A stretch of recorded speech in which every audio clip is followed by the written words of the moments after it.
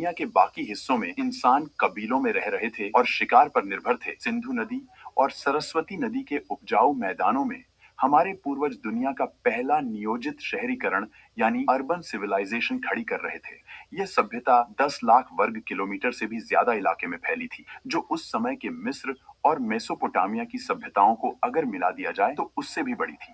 हड़प्पा और मोहनजोदड़ो जैसे शहर इस सभ्यता के मुकुट थे, लेकिन इन शहरों को खास बनाती थी उनकी प्लानिंग। अगर आप ड्रोन लेकर उस समय ऊपर उड़ते तो आपको नीचे एक विशाल शतरंज की बिसात बिछी हुई दिखाई देती। इसे ग्रिड सिस्टम कहा जाता है। सड़कें टेढ़ी मेढ़ी नहीं थी, बल्कि एक दूसरे को 90 डिग्री के समकोण पर काटती थी। मुख्य सड़कें उत्तर से दक्षिण की ओर जाती थी, ताकि हवाएं जब चलें तो पूरा शहर अपने आप साफ हो जाए। ये इंजीनियरिंग का वो स्तर था जो आज भी दुनिया भर के आर्किटेक्ट्स को हैरान कर देता है। हड़प्पा के इंजीनियरों को ईंटों का जादूगर कहा जा सकता है। उन्होंने निर्माण के लिए एक ऐसा स्टैंडर्ड तय किया था जो पूरे साम्राज्य में लागू होता था, चाहे आप उत्तर में हो या दक्षिण में।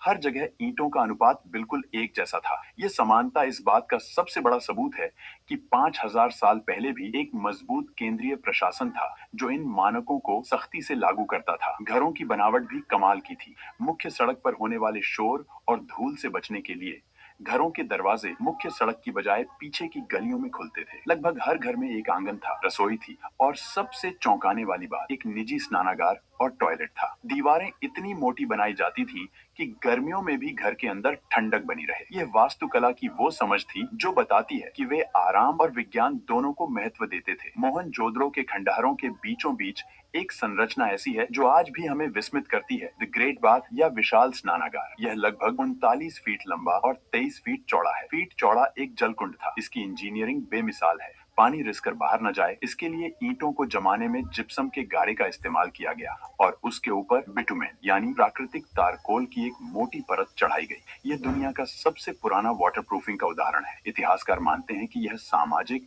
या धार्मिक अनुष्ठानों के लिए इस्तेमाल होता था, लेकिन पानी की कहानी सिर्फ यहाँ तक सीमित नहीं थी। गुजरात के धोलावीरा शहर ने तो जल संरक्षण में कमाल ही कर दिया था। यह शहर रेगिस्तान के बीच में था, इसलिए वहाँ के इंजीनियरों ने बारिश के पानी को इकट्ठा करने के लिए विशाल जलाशय और बांध बनाए। उन्होंने चट्टानों को काटकर ऐसे चैनल बनाए जो नदी के पानी को शहर के बड़े टैंकों तक लाते थे। धोलावीरा का जल प्रबंधन सिस्टम आज भी आधुनिक हाइड्रो इंजीनियर्स के लिए एक केस स्टडी है। हड़प्पा की अर्थव्यवस्था की रीढ़ थी उनका व्यापार, और इस व्यापार का केंद्र था लोथल। गुजरात के तट पर स्थित लोथल में दुनिया का सबसे पुराना जहाज मानव निर्मित बंदरगाह मिला है। यहाँ ईंटों से बना एक विशाल बेसिन था।